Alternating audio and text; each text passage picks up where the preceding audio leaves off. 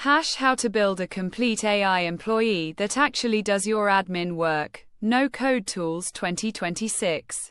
Let's be honest. You didn't start your business to spend 3 hours a day managing emails, scheduling meetings, and chasing invoices. Yet here we are. The good news?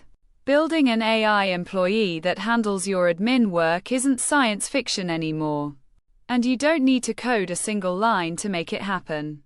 Here's how to actually do it, step by step. Start with one painful task, not everything at once. The biggest mistake people make is trying to automate their entire business on day one. That's a recipe for overwhelm and abandoned projects. Instead, pick the one admin task that makes you want to throw your laptop out the window. For most small business owners, that's email management, appointment scheduling, or data entry between systems. Write down exactly what this task involves.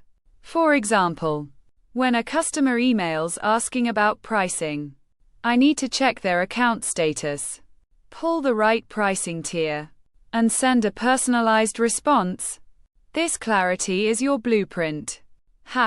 Map your workflow like you're training a human.